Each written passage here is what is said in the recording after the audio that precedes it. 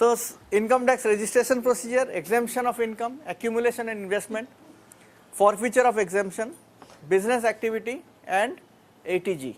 These are the 6 things that we will look at. First, registration procedure. Now, within 1 year of the incorporation or the registration of the organization, apply in form 10A to the Commissioner of Income Tax or Director of Income Tax Exemptions. So, there is a form in which you need to apply to the Income Tax Commissioner, and you have to attach the copy of the original instrument under which the NPO was registered. Normally, we do not attach the original instrument, but what we do is that the photocopy is attached and this is verified. So, later on we go and show it to the Income Tax Commissioner to say that this is the original. 2 copies of the accounts of 3 previous years to be attached where applicable. So, sometimes this is another problem, that in many of the workshops what we have seen is the NGOs have not even registered with the FCRA for 20-25 years,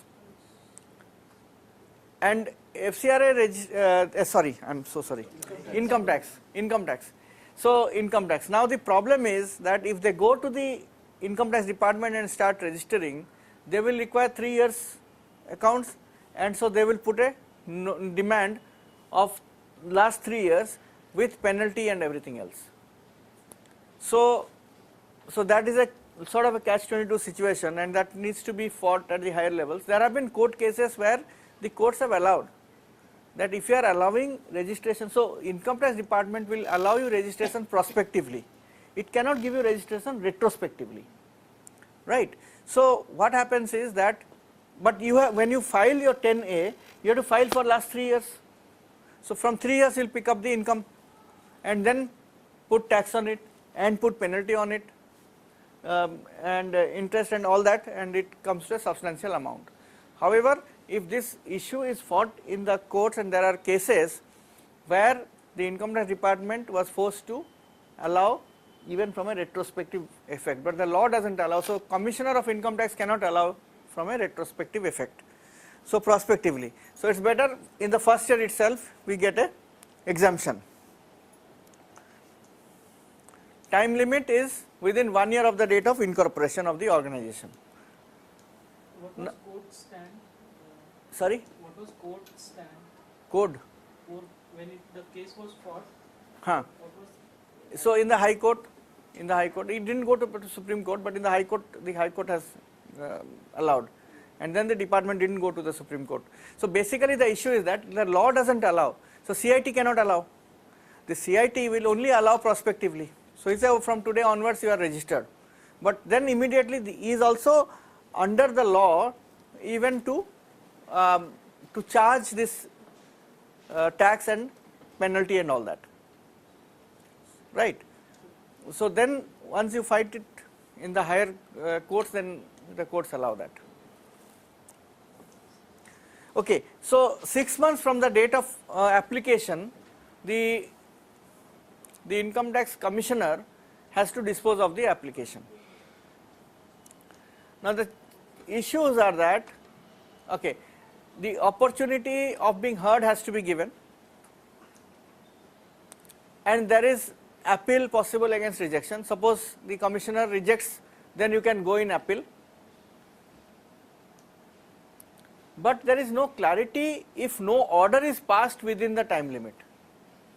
So there is no penalty at the end of the department if they do not pass the order on time.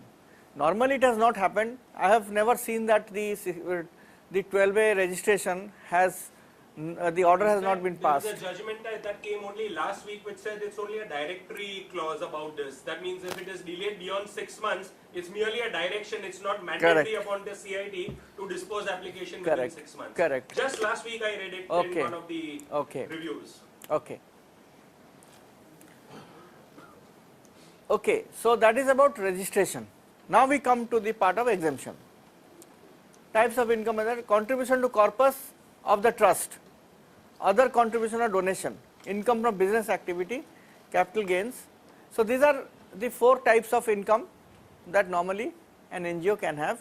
One is that corpus donation, the other is other donation, grants, contributions, income from business activity and capital gains, right.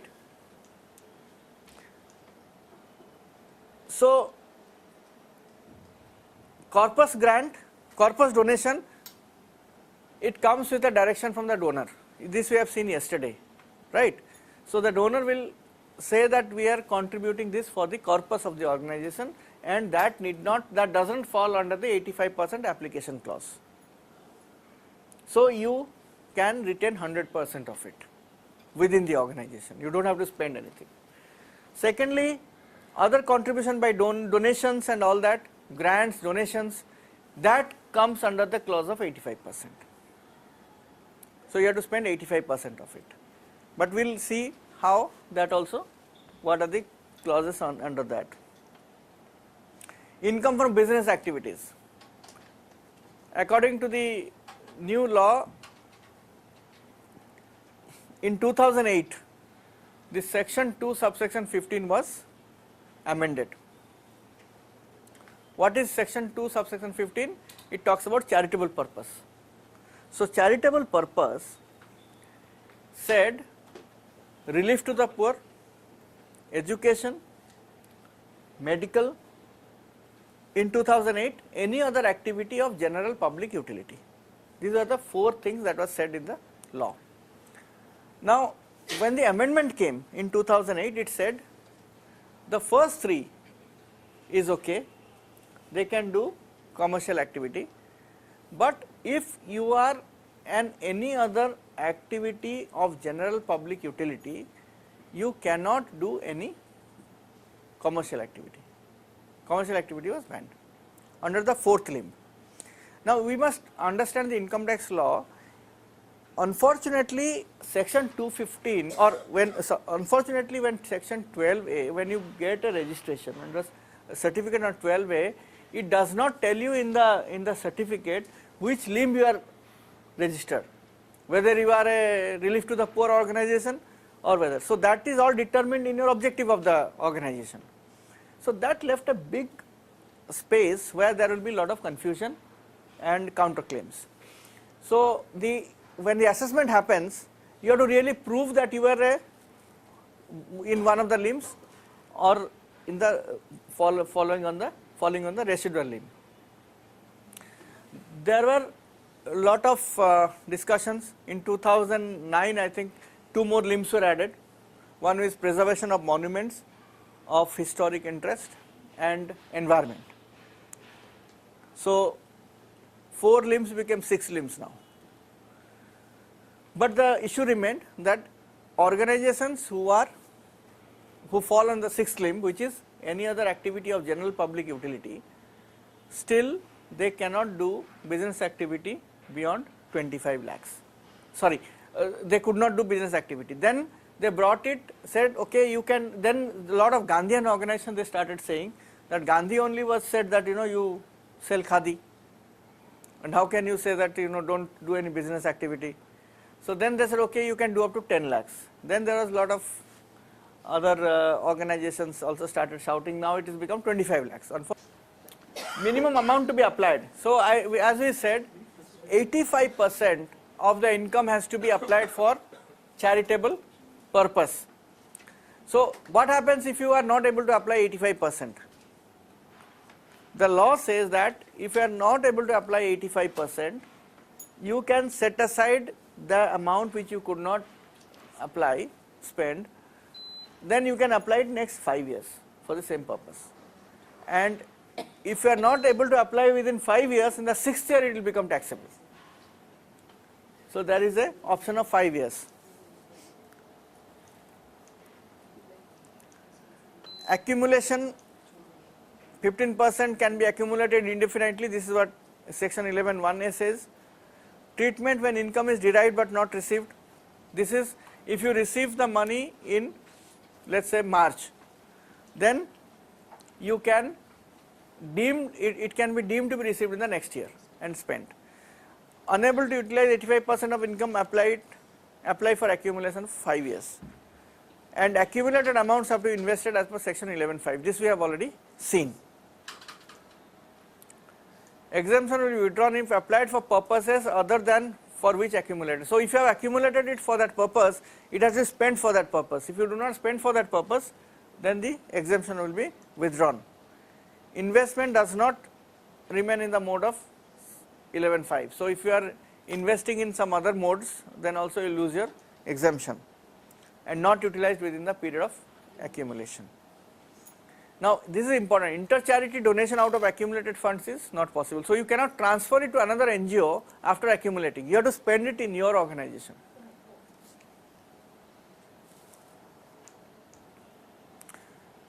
Section 13 we are talking about interested parties. If the income is not applied for the benefit of public, 1A, if income is applied for the benefit of any particular religious community or caste, if applied for the benefits of persons specified in section 13.3, all that board members and relatives and so on, and if the funds are applied in modes other than those specified in section 11.5 or invested, not applied. So section 13.3, who are the interested persons? Author or founder of the organization, person who has made substantial contribution to the trust. If somebody who is made a substantial contribution and becomes a beneficiary, so that is not allowed. You cannot be the donor and the beneficiary at the same time. Any trustee or manager, any relative of such author, person, founder, member, trustee or manager. Any concern which persons mentioned have substantial interest.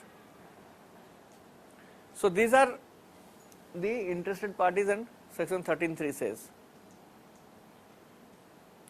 Now business activity, charitable purpose, this we have already seen. Relief to the poor, education, medical relief, preservation of environment including watershed, forest, wildlife, preservation of monument or places, preservation of artistic or historical interest, and advancement of any other object of general public utility.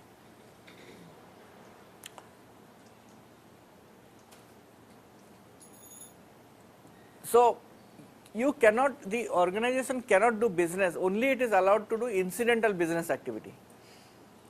It is not that you can do any business, you have to do incidental to the objective of the organization. So 10 lakhs, now it has become 25 lakhs, this we have also discussed.